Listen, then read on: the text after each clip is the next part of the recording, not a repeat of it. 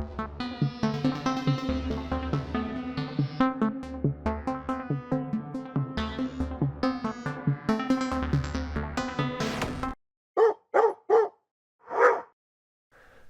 I'm Robin Vincent and welcome to Molten Modular. Today we are discovering the oscillator, and in doing so we're going to uncover the nature, the very soul and being of the Make Noise STO oscillator. This video is both an introduction to oscillators, what they do, what's going on, and also kind of a review, demo or unpacking of the Make Noise STO. So if you don't know anything about oscillators in Eurorack, then you've come to the right place. Or if you're looking for a review and a deep dive into the Make Noise STO, then you're also in the right place. And through the course of this, hopefully I'll be able to show you how to go from something like this all the way through to something like this.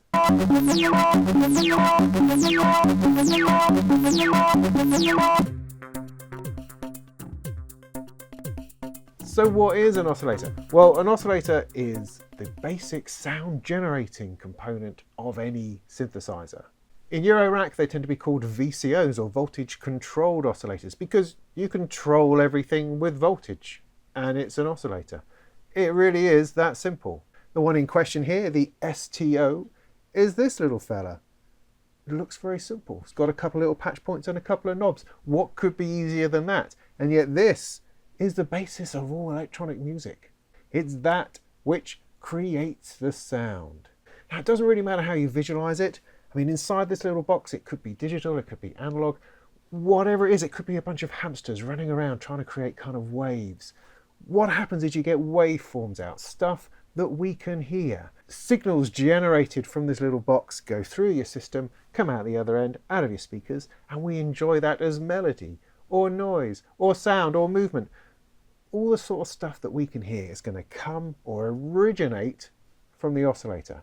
Loads of stuff might happen to it after that point, but the first point of something audible comes from the oscillator. Now, in a regular synthesizer, that's all ready, wired into everything else. So you press a key on a keyboard and a sound comes out, and that's your oscillator responding to a command to play a sound. Within Eurorack and Modular, you have to do a little bit more work. You have to wire that up. But the great thing about that is that in doing so, you learn so much more about how signal flows, how sounds are generated, and then how you can mess with them. So first principles then, what sound do you get out of an oscillator? Well, the STO here has three possible sound outputs. It's generating three different waveforms within itself. I'm not going to go into the component nature of oscillators. I don't think that's important. I think what's important is what it sounds like and what we do with it. So the STO is an analog oscillator, but what's important is that it's generating these waveforms. What do I mean? Well, let's take a patch cable and have a look at it through my scope. So the first basic output on the STO is the sine wave output. Let's plug that in. It's generating a sine wave. It's doing that all the time. If you're coming at this from a synthesizer point of view, then you're going to be very used to hitting the key and a sound being made and then releasing and the sound going away. That's not actually what happens. What happens with an oscillator is that it's generating this sound all the time, constantly, without interruption. That sound is always being made. You may interrupt it somewhere else or some other piece of gear, but as far as the oscillator is concerned, it is always oscillating. It is always going fast enough to create a vibration that we can hear. And that's what we're hearing. And if you look on the scope here, you can see that's a rather nice looking sine wave. Now, the big knob on the STO, and on any oscillator really, is the pitch knob. It changes the pitch.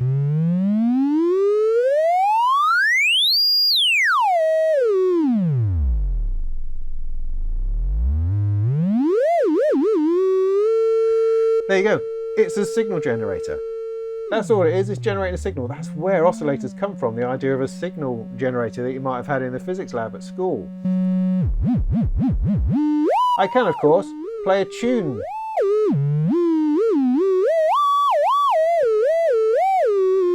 If I want, but it's perhaps more elegant, perhaps more creative to use something else in order to change that pitch.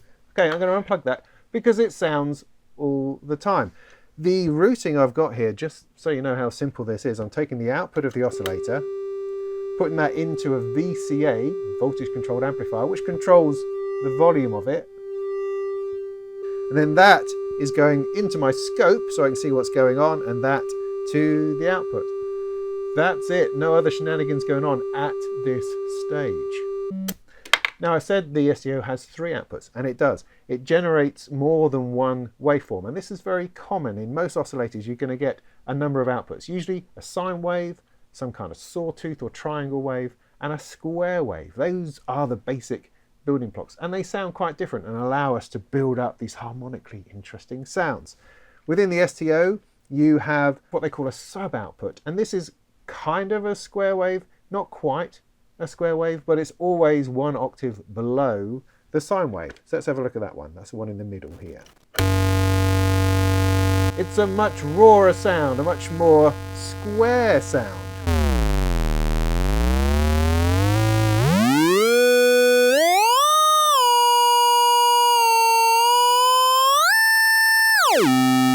But as you can see on the scope, it's not quite square. It's sort of square with a bit of an edge to it.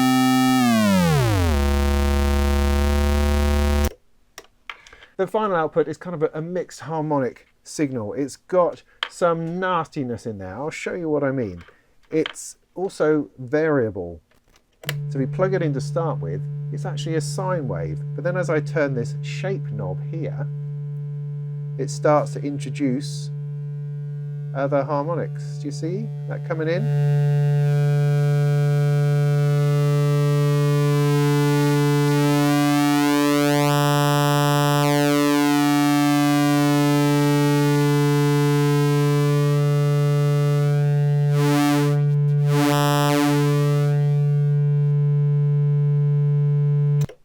And so the STO gives us these 3 building blocks: a sine wave which can be sort of swept and pushed into triangle kind of sound, and an almost square wave. It doesn't sound particularly perfect, does it? But that's the nature of Make Noise. They like to do things slightly differently. Rather than giving you something completely and utterly straightforward, they just put a twist on it. They make it more harmonically interesting, which gives you, ultimately, a lot more fun down the line. So having a signal generated and fiddling with a pitch knob is not particularly fun. Not a lot of fun to be had with that. Some fun perhaps, but not a whole lot. So we want to do something else. We want to control it. We want to make it musical. We want to bring something in that we understand that allows us to change that pitch. Well, what better than some kind of keyboard? We understand this. Yes, let's plug that in. Now every oscillator module will have an input which says 1 volt per octave, and it's here on the STO. Now 1 volt per octave is kind of an accepted standard of how you change the pitch of an oscillator. So every volt produces a new octave, and within 1 volt to 2 volts you can have your 12 tones. You know, as many tones as you like, but the distance from one tone to another is a set voltage that all oscillators tend to understand. And that enables a lot of the interaction to happen between sequencers and modulators and keyboards and inputs and outputs and patching. All that sort of stuff is regulated by this 1 volt per octave idea. But there's something very important to understand here, is that it's not the 1 volt per octave that defines the pitch. It actually defines a difference between 2 things. It defines a ratio, if you like. It defines the difference between control voltage values that actually have nothing to do with pitch whatsoever. Let me sort of show you. So I've got my keyboard, that's fine, and I'm going to take the CV out of this keyboard out the back here. We are completely ignoring the Roland A01. That is not a factor in this at all. It's not creating any sound. It's purely providing the keyboard and control voltage control. Yeah? So I'm taking control voltage out of here, and I'm patching that into the 1 volt per octave socket on the STO. That has now allowing this keyboard to send out a control voltage to control the pitch of the STO. Let's plug it in.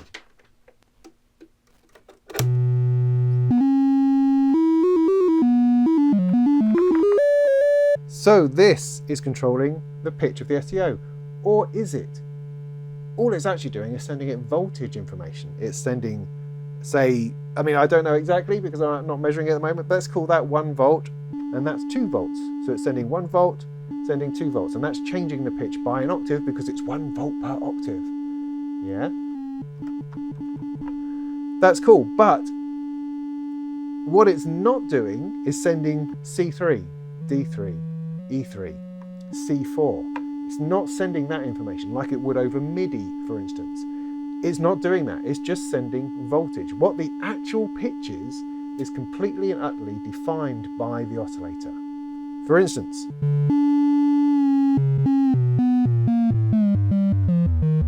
I am sending exactly the same control voltage, but the pitch is different. Do you see that the pitch of the oscillator is defined by this knob here? All the control voltage is doing is giving you one voltage relative to another, and that allows you to change octaves. But what that actual note is, what the pitch of that note is defined absolutely by the oscillator. Why am I labouring that point? Because it's something I didn't grasp for a long time. And when I did grasp it, it suddenly made me realise what sequencers were doing, what the keyboard was doing, what the modulation was doing. And it put my focus back into the right place as to what pitch was all about. Now what you might also be noticing is that there's no, again, on or off. This is just changing the pitch. It's not off, you know, note off, note off. There's no note off information in modular. This is control voltage. There's no control voltage off message. There's either control voltage or there isn't. And the control voltage is telling it what pitch to play, and that's sending that out completely constantly.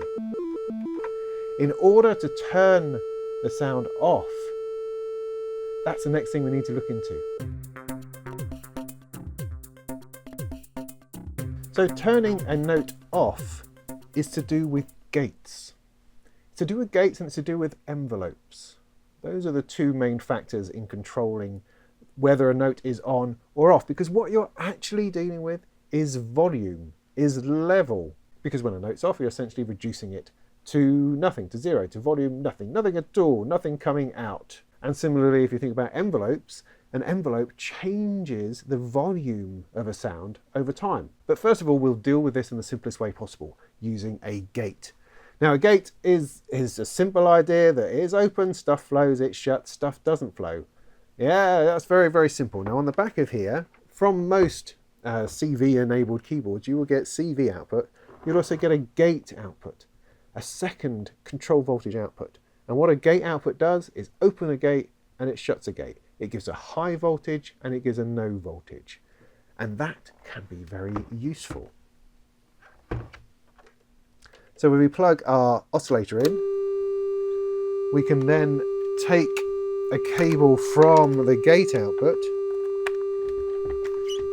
and we can plug that into our VCA, into our voltage controlled amplifier, because a voltage controlled amplifier has its amp level, its volume controlled by voltage controlled amplifier. Genius, isn't it? Now on my Veils here, which is my VCA, it has a CV input underneath the audio input. So I've got the audio input in there, and then I've got a CV input which essentially controls the volume knob. The sound is gone. I've plugged the gate from the keyboard to this. Now the gate voltage from the Roland device here is always going to be 0 when nothing is pressed. And when I press something, it will become a high voltage value and therefore open the gate, open that volume control.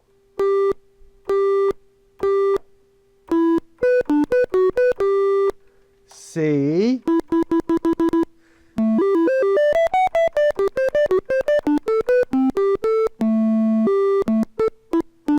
So now it's become a more familiar synthesizer. Now I've built a stylophone or something like that. Brilliant. So that's standard synthesizer technology going on. I've got control voltage controlling the difference in pitch, not the actual pitch, the difference in pitch. And I've got a gate control controlling the volume of that sound.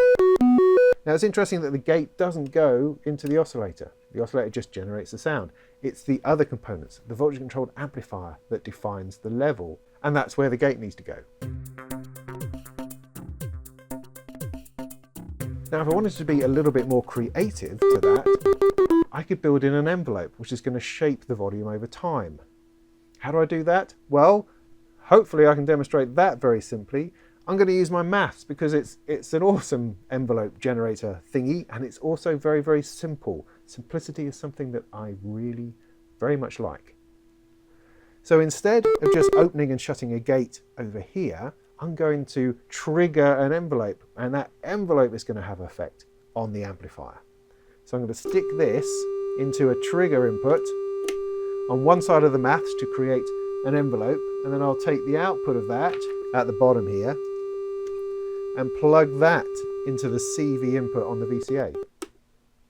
Okay, it's gone away at the moment. So now what I want to do is trigger that envelope from the keyboard. Good, yeah. Getting that? What I need to do is adjust the attack and the decay, which is what we've got on the maths, to produce what I'm actually after. At the moment, that's got a very, very, very short decay and a fast attack. If I increase the decay,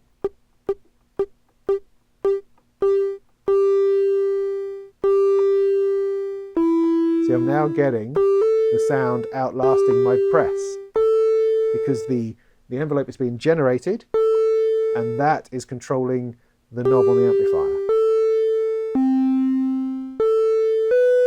If I increase the attack, I'm now getting that slope up on every note.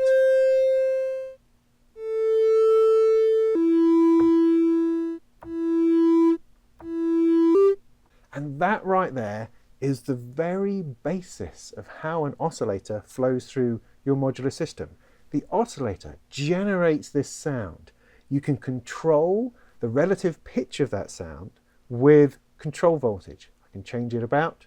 You can then put that pitch changing signal through an amplifier which you can control with voltage, with an envelope or with a gate, in order to make it a musically relevant sound.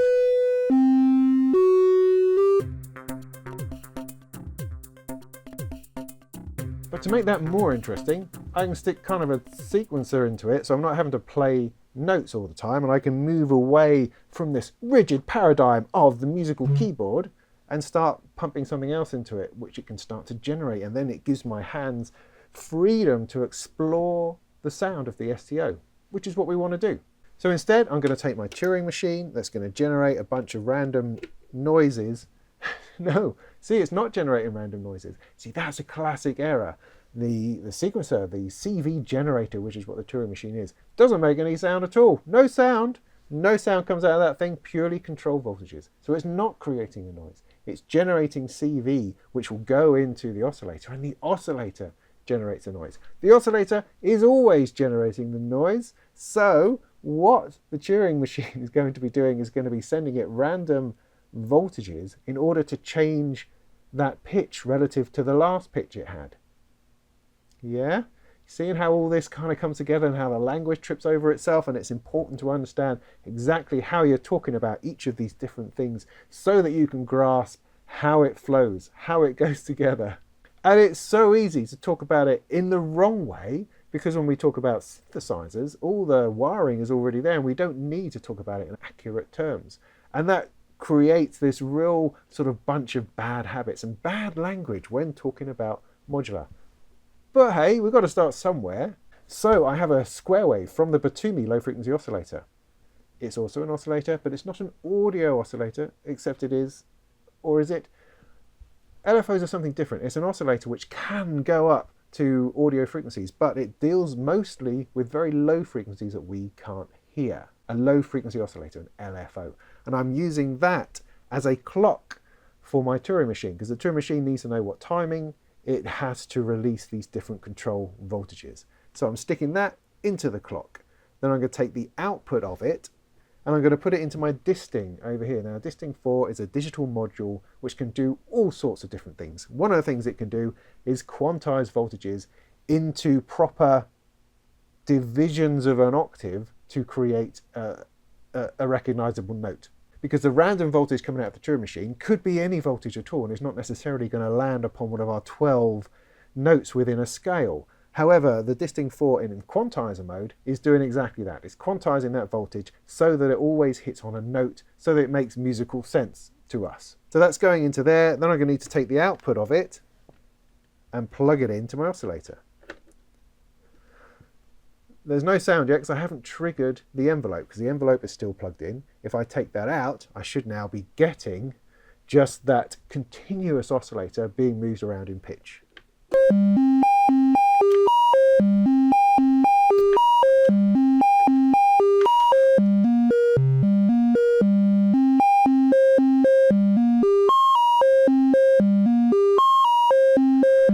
So already we're thinking, that's pretty awesome. So even though it's just a sine wave, analog sine waves coming out of an oscillator like STO have a quality to them. They are enormously pleasing. They are soft and quite lovely. I can speed that up.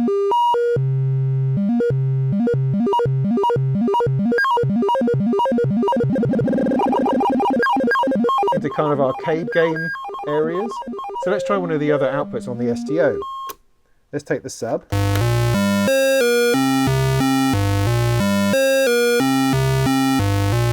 So that's making a nice meaty sound underneath, you know, a whole octave down. It's the same notes, it's just an octave down.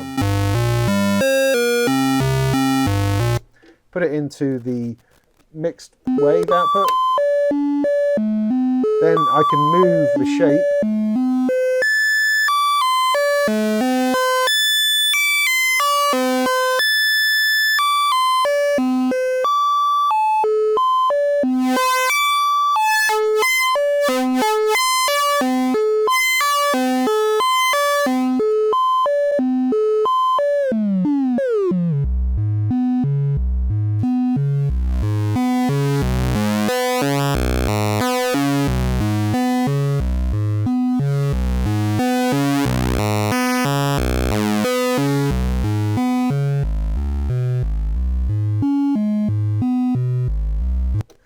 Now that's already starting to sound a heck of a lot more interesting. But what you can do is you can take those 3 sound sources and start blending them together to create more complex sounds.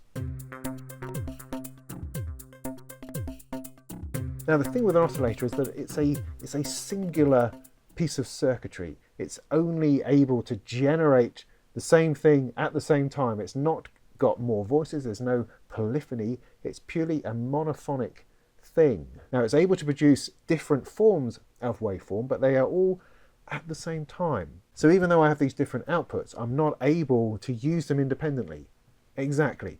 I can use those sounds independently, but the sounds that are being generated, being moved about by the control voltage and pitch, are always going to be the same. So instead of getting sort of different notes in different places, what you get is a thickening, a building, a combination, a combining of these waveforms into another single waveform. And then, if you're clever, later on, you can sort of modulate them in such a way that they appear to be different and independent. But let's start off just by mixing these waveforms together. How am I going to do that? Well, let's take my sine output at the top. Let's get another cable, plug that into my sub, and I'm going to plug that into the second channel on my VCA.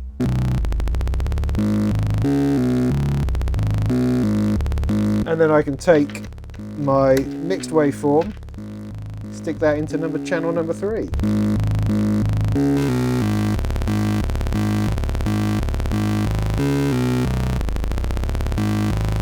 So now what I have is 3 different waveforms being triggered all at the same time, going through my VCA and having a mixed output to what I can hear. So I can now hear all 3 together. So at the top I've got my sine wave, I've got my sub, and then I've got my other weird one underneath, which I can change the shape of to make it a little bit more harsh.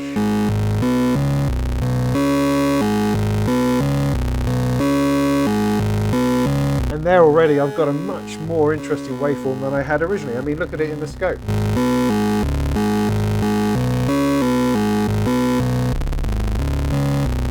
Now let's just turn this back up a bit.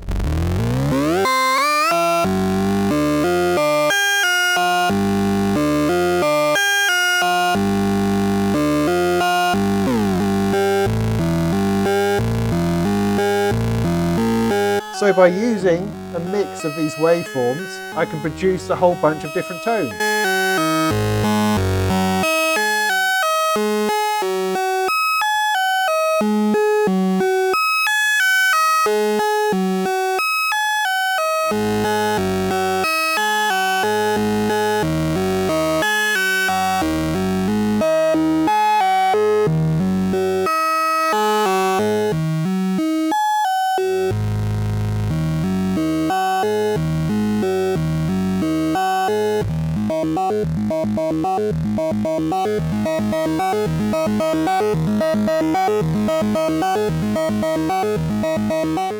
So if I change the shape of the variable waveform thingy output, I can then create some interesting movement. So how about I control that with a little bit of control voltage from my low frequency oscillator? Let's do that. So let's take something from a sine wave from there, and I'm going to plug this in to the shape input here. Now on the STO you may notice these black squares. Now I for a very long time thought that they meant something, but as far as I can work out, they mean nothing at all. It's just a little bit of decoration. I kind of thought maybe they mean they're inputs and the other ones are outputs, but that actually doesn't hold true. So I don't know, answers on a postcard please. But in the meantime, I'm going to stick the control voltage output from this oscillator into here, and that should hopefully sweep the shape of the variable wave shape oscillator thingy. Let's focus on that.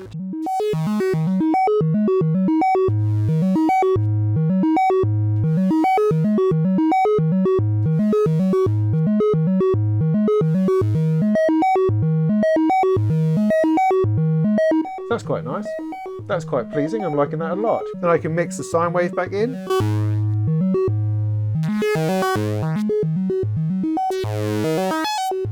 Maybe a little bit of sub.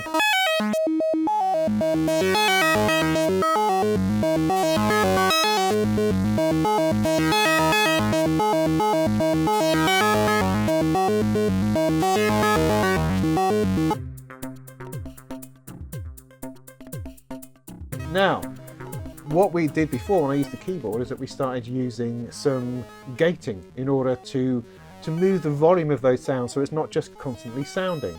Now that's an awesome idea, let's do that. And if you had a sequencer, if you had a proper sequencer, it would have gate and CV outputs. Now the Turing machine that I'm using here doesn't really have that, so I have to improvise until my Varigate 4 Plus turns up, where I have an integrated sequencer into my system, which I think should be here any day, which is very exciting, but I'm not going to get distracted into that. Instead, we're going to improvise a gate for the waveforms that we're hearing. Now I have all three signals going into my VCA and they're all on individual channels, so in order to gate them I have to do that sort of individually, I suppose, unless I mix them together and then gate the volume of the mixer or the volume of that, or take the output of these three and stick it into, you see, that's what I could do. It gets clever, right? I could take 3 channels of VCA, take that out of there, plug it back into the 4th channel of VCA and control that for some overall level. That had never occurred to me before until this very moment. Is that the right way of doing that? Probably. I don't know. But I'm not going to do that. I'm going to try to mess with them individually, because for me that makes a more interesting sound. So let's do that. So what can I do? Well, the maths has ability to cycle an envelope, but it's not necessarily going to be in time with the Turing machine. But, you know, let's try that anyway. So let's simplify this again back to my sine wave. And let's slow this down. Because when you're doing fast bleeps, an envelope doesn't really matter. Let's face it. It's just on or off, it doesn't matter. But when you get into longer notes, you might want a bit of a pause in there. So I can I'll get rid of the trigger on the mask because I have nothing to trigger it with at the moment. Instead, I'm going to use its cycle button, which does its own triggering depending on the various settings on the front. you can see, or perhaps can't see, that it's flashing away down here at the speed of which it's going to be firing that envelope. Let me take the output of that and plug that in to here. So that wobble you hear, that tremolo, is actually the envelope opening and shutting on its own cycle. And I can speed that up or slow it down.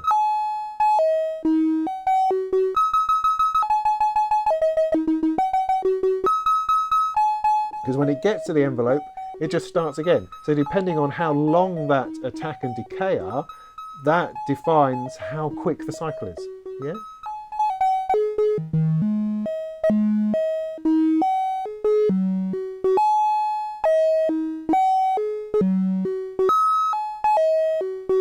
So that can create some quite interesting sort of polyrhythms. But the speed of that envelope and the speed of the Turing machine via the Batumi, they're not related in any way. There's no clock going from one to the other. They're not in sync. It's purely done by ear. And it produces some interesting results. But perhaps we want something which is a little bit more tied in, a little bit more synced. Because what you get is that the envelope has nothing to do with individual notes. It's not being triggered on each new note. It's being triggered in its own time. So if I have this running fast, the envelope can be slow, so I've got lots of notes happening within that envelope. Or I can do it the other way around. I can slow this down, and I can have a whole bunch of envelope cycles going while a single note is sounding.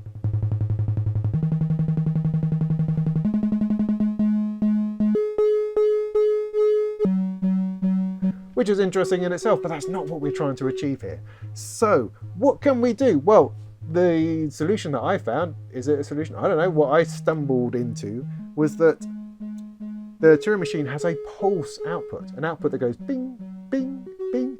Not for every note either. In fact, there's probably a reason for when it pulses and when it doesn't. I'm not entirely sure what that is. That's one of those sort of read the manual kind of things, and I haven't quite got to that. So I'm just going to use it and use that to trigger the envelope. So the pulse output is here.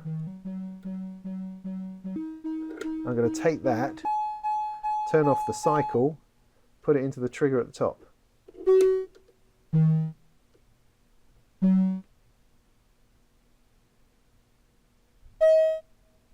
See?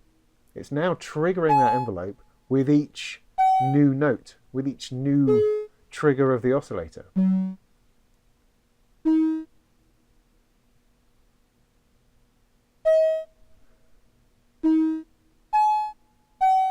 But what it's not doing is that it's not doing it on every note. So if I bring up the other wave output,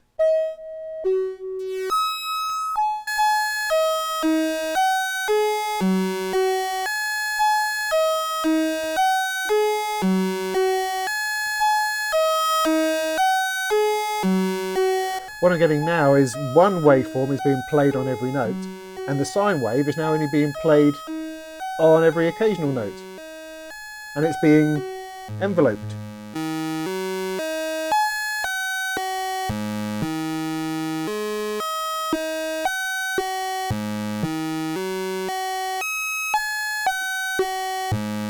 So I've now got the sine wave like this.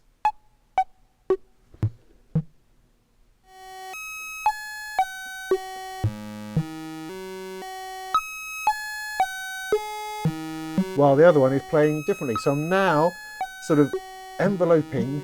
Am I enveloping? I don't know, enveloping? I'm enveloping the sine wave differently to the other output, and therefore creating this difference, these different notes appearing, even though they're all playing the same note and following the same thing.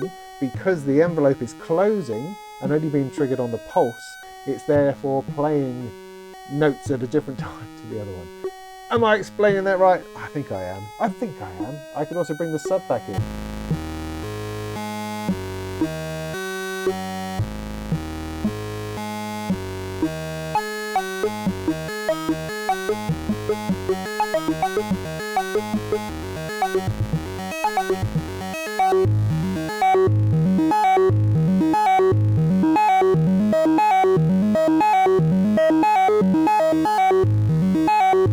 See, it's almost like it's giving it an accent on certain notes, which which is really interesting.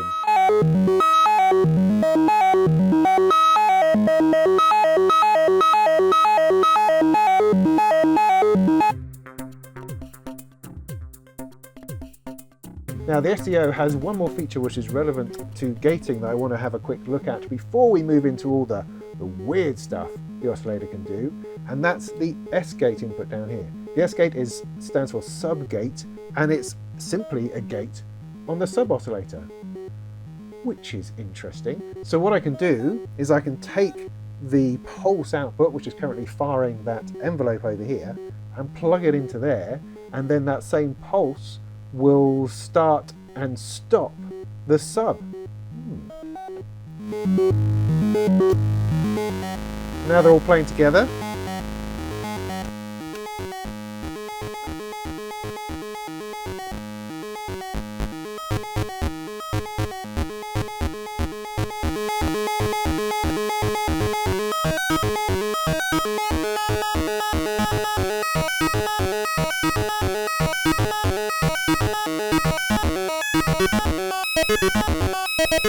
So now it's the sub which is being triggered differently.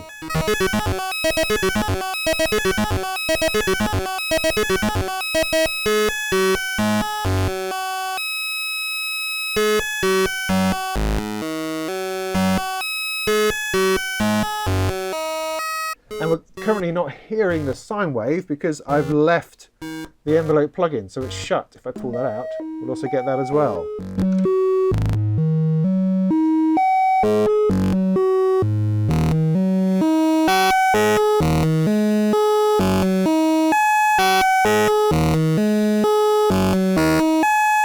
Now, not quite done yet. I have another trick up my sleeve, which is that I can duplicate that pulse through a mult and use it in two places at once. So to do that, I'm going to use a simple splitter cable, one of these lovely Hoser splitter thing cables that gives me 1 into 2. So if I take my pulse, plug that into there, I can then take one to trigger the envelope for the sine wave thing, and the other one to do the gate down the bottom here.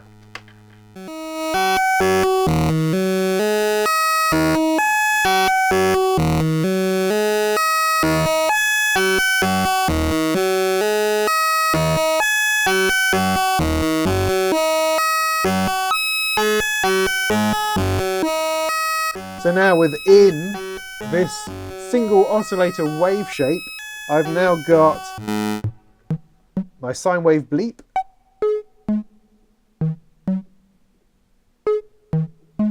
I've got a sub that follows that,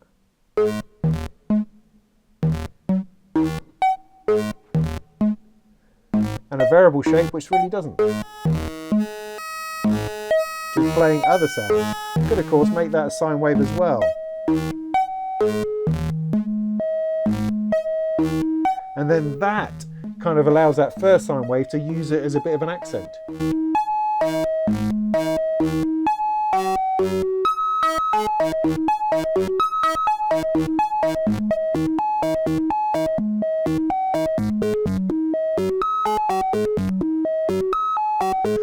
Or let's use it the other way around. Let's use it on the variable shape one.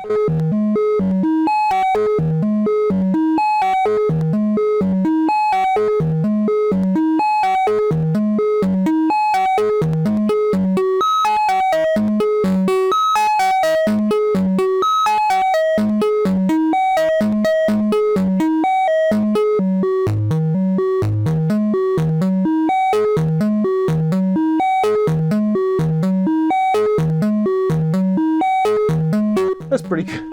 I'm liking that. Right, just for fun, I'll stick a delay in there somewhere.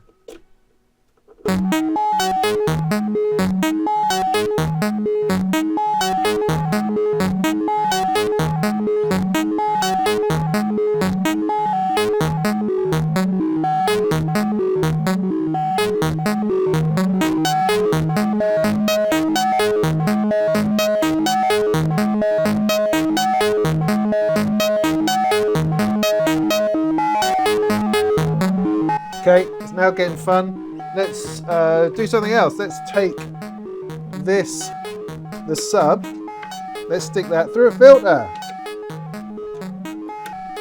Stick that in there. Take the output of the filter back to the VCA.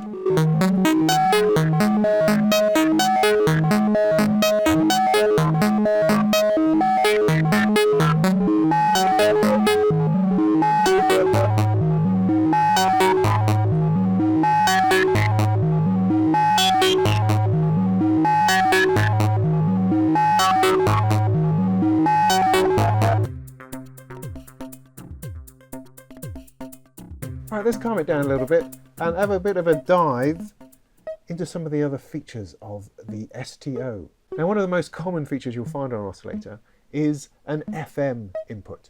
FM, frequency modulation. Frequency modulation is the modulation of frequency, moving frequency about, moving pitch about. Now, FM tends to be about two absolutely identical but completely different things. First thing you have is frequency modulation in terms of wobble, in terms of vibrato, in terms of that mod wheel you've got on your synthesizer. That is frequency modulation. It's changing the pitch up and down a little bit, like that. The other meaning of FM is when you push it into a new form of synthesis, which is what Yamaha did with the DX range of synthesizers. And that creates some generally weird and uncontrollable, no, sort of stable, kind of interesting waveforms. So first of all, let's do some mod wheel type frequency modulation. So I've just got my simple sine wave going on here, no envelope, no gating, it's just doing its thing.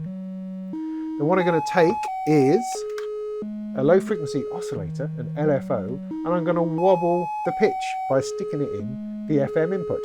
Now with Make Noise, they don't like to label things like other people, they like to go out of their way to label things slightly differently. So there's not an FM input, there's a LIN input. LIN meaning linear FM. Because we'll all know what that is, of course, obviously. Anyway, so I'm going to take a low frequency oscillation out of the Batumi and plug it in to there. It does absolutely nothing because I haven't turned up the knob yet. So I turn up the knob.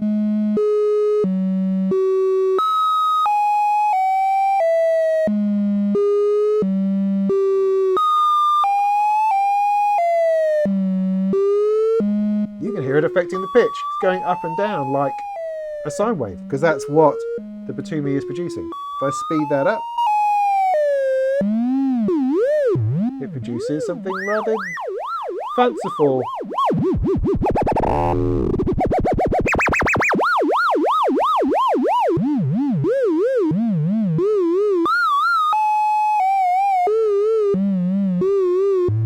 And with a little bit of adjusting, a little bit of tweaking, you can get it to sound like something helpful.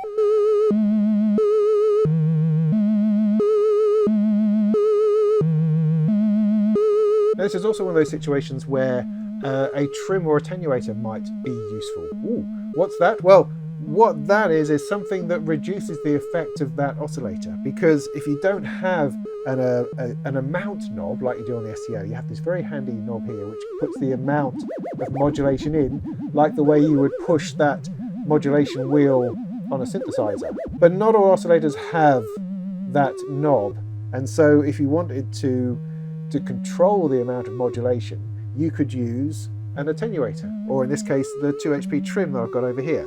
So if I put that all the way up, so it's crazy stupid, yeah? I'm going to instead take that oscillator into my trim controlled what's it over here. I'm then going to find, oh, that's come out. That should be plugged in somewhere, shouldn't it? Oh, right, okay, let's take that out. Then take the output of my trim and plug that in.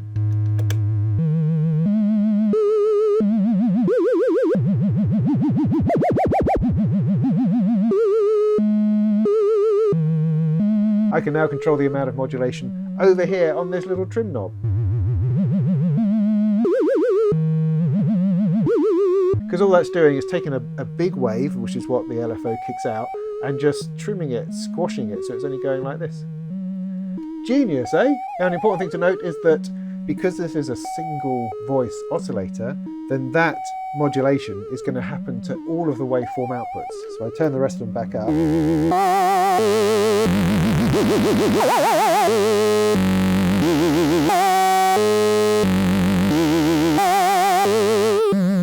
I have no facility with which to address those individually. It all happens entirely to the whole oscillator.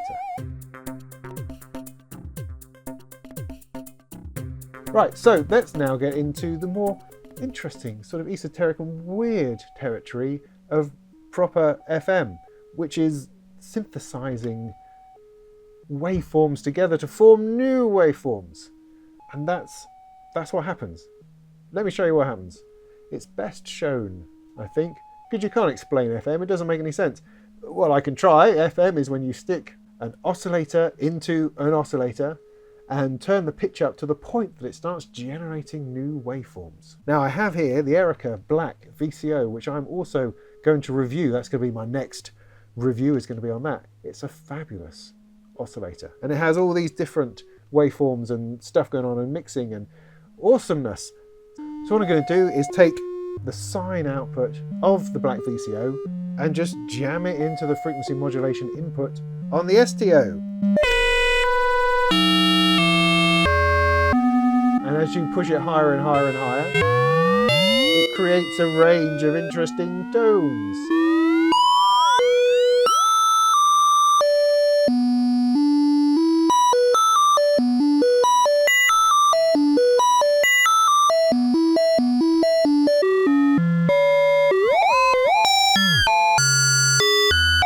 And hopefully what you can see and hear is kind of that weirdness of FM, which can somehow transform sounds into bell-like noises and sort of strangely familiar percussive noises and sort of this interesting dissonance that feels like things colliding with each other.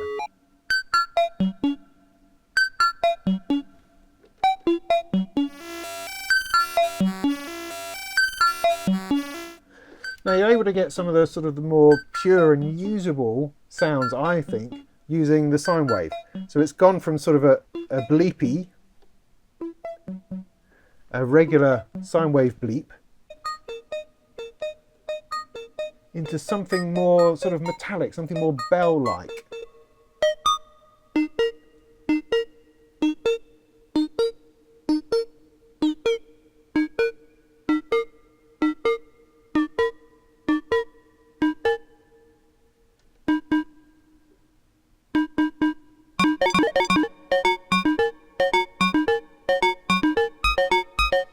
Can you hear that? You know what I'm talking about? And when you start bringing in the sub and the very wave, it gets a lot grittier.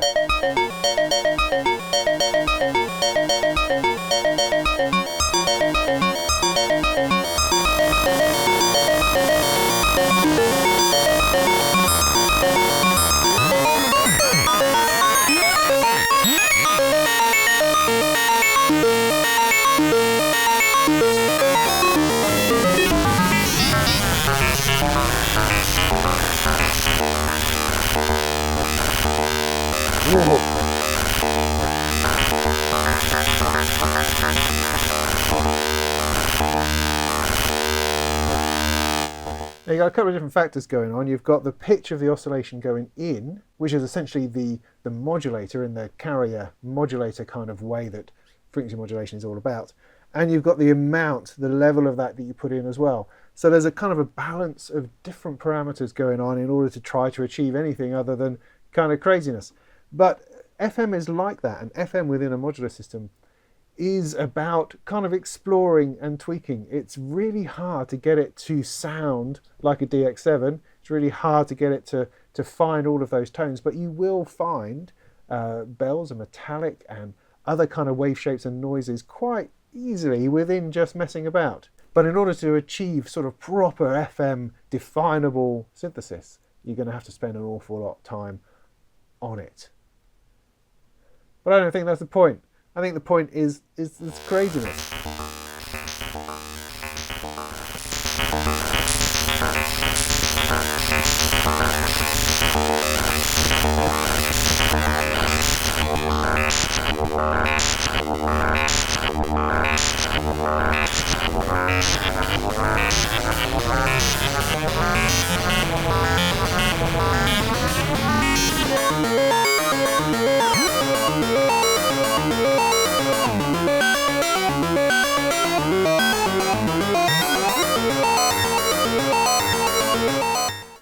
So that's FM, but we're not done yet. The STO has a second input for FM, kind of. It's this EXPO input here, which means exponential FM. So rather than a straightforward linear FM, it's going to go in like that. Whatever that means. All it really means is that it's slightly more crazy, but it's also slightly different in that this input is also 1 volt per octave, so you can also put a sequence into it. I don't know, anyway, let's just put our oscillator into it. So let's go from 1 into there.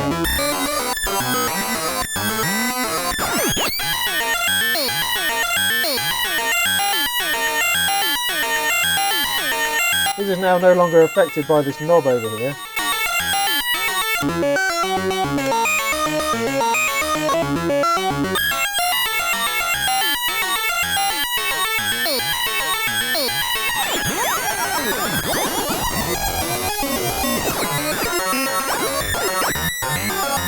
So yeah, there's a whole raft of sonic possibilities through the linear and the exponential FM inputs. It's there to be toyed with, to be played with.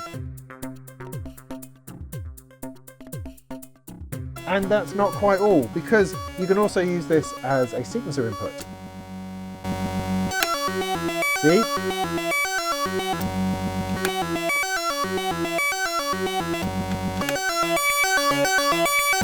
Now what that means is that you can actually run 2 sequences into this oscillator. You could run one and then you could turn the other one on and have it play a different tune, or at a different pitch, so it could use it sort of as a transposer. That makes sense? Or, more interestingly, you can combine 2 sequences into something nuts. So if I take the output of the sequencer I've got in my Mother 32, for instance,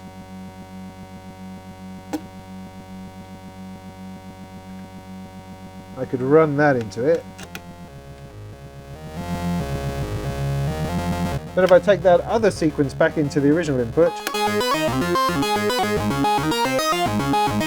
it's now kind of combining 2 sequences into one thing.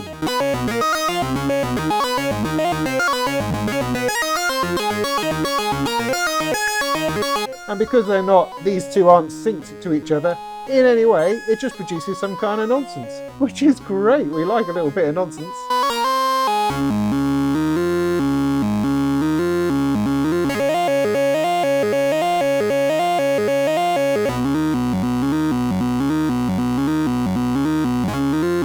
Now, I've just discovered a new thing.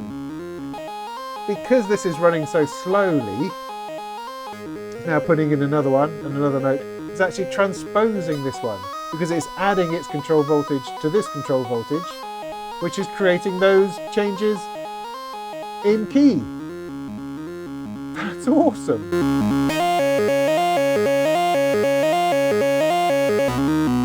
What a great thing. What a great thing. Now when I get my, as I say, my Variegate 4 Plus in here, which is going to give me a proper integrated sequencer, then those two things going together is going to be fantastic. Wow. And this is all in this one oscillator. This is one oscillator. You know, I bought a couple of oscillators thinking I needed more than one sound. One sound. One sound is what I thought the STO could do. And it's a nice sound. It's a pleasant blinky blonky sound. That was what I thought I was dealing with. And that was great. That's why I had it. I chose it for its blinky plonky simple sound. And now I've discovered that it can do all sorts of things. And it can do transposing and different things and stuff. And oh! It's amazing. It is just totally stunning. And it's a single oscillator. It was my first thing that I bought. Why did I buy the STO in the first place? Well, I bought it because, well, one, it was by Make Noise, and I knew that they were just like the coolest people on the planet, so it had to be good. 2, Caitlin Aurelia Smith had 4 of them in her rack, and I love her music. So I thought, well, if she's got one that is bound to be good. Do I need 4? Probably, but 1 will do, because it will make a bleep bleep noise.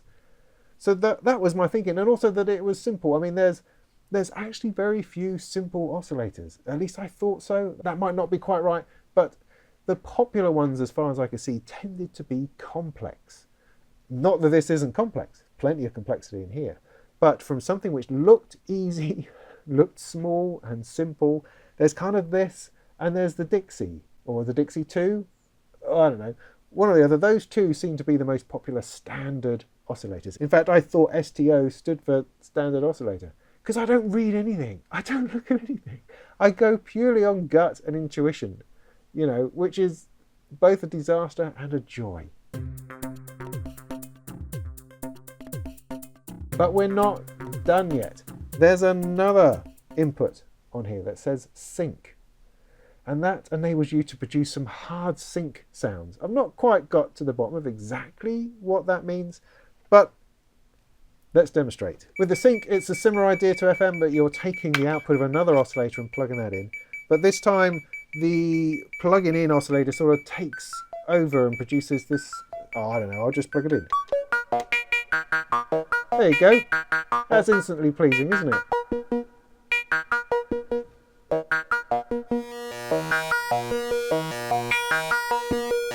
I'll take that out.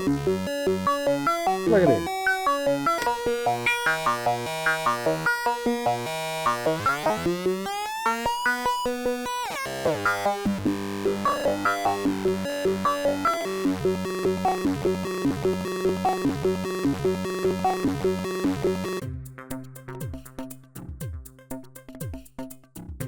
So there you have it. That's pretty much all I can show you. I mean, it's probably taken a long time to get here, to go through everything, but I just enjoy talking about it so much because it's such a journey of discovery. From the basis of just having something which is wobbling to give us a sound that we can hear.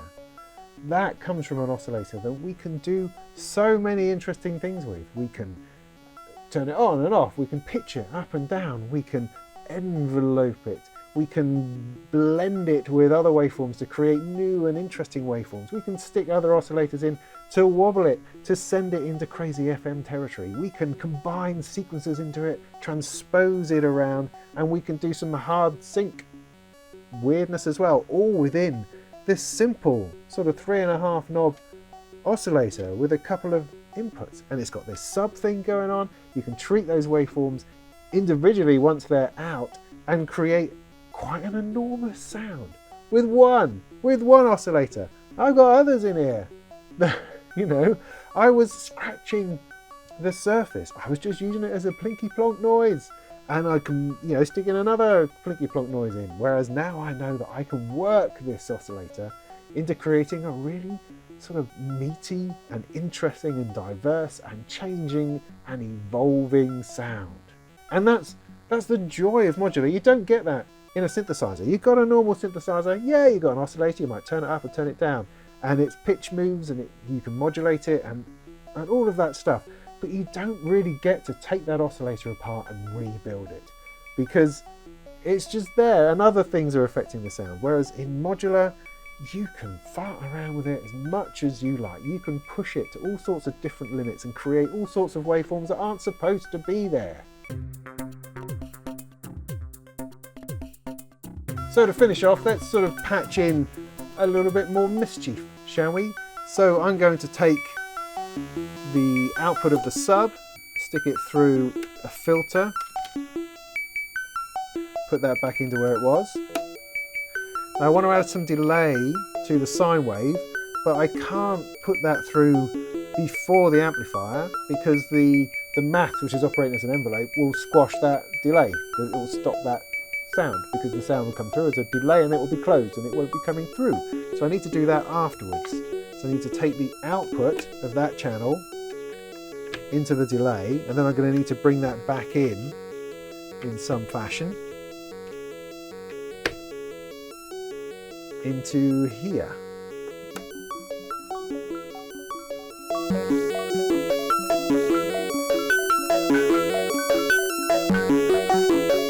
I'm going to take an LFO out of there, jam it into the shape.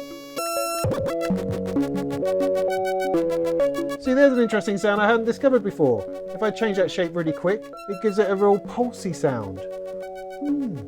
See, it's a journey of discovery every day of the week.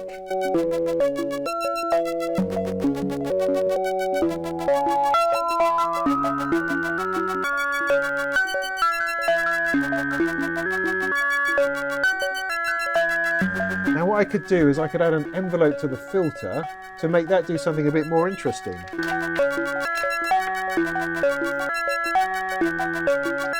But to do that, I need that pulse from the Turing machine, which is also affecting the sine wave. So I'm going to need to double up again with my marvellous cable here. So take that out, plug that into there, so that's still triggering the first one, and also trigger the second one. And then I want a nice long cable out of there, the second side of the maths into the CV on that. Are you hearing that?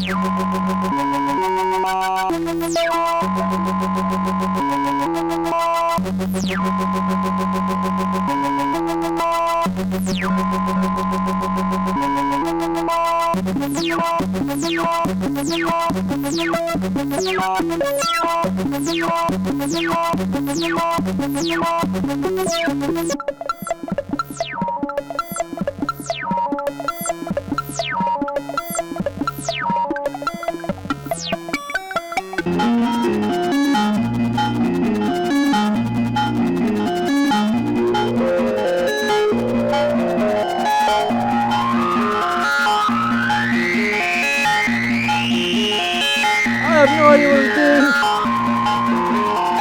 And it's all coming from the STO. So there you go. I hope that was fun and interesting for you, as it was most certainly for me. So I've just spent a couple of hours just messing about, and I hope that some of that awesomeness was caught on camera. And I hope my sort of long-winded explanations of how things went together has been helpful on your journey through Eurorack. And I hope over time to do more videos in that sort of detail on different things like LFOs, like filters, even like the humble VCA. And if you've enjoyed this video, then please consider popping over to the Patreon page and throwing me a couple of quid. That would be amazing. And that will help me keep this sort of content coming. And in the meantime, go and make some tunes.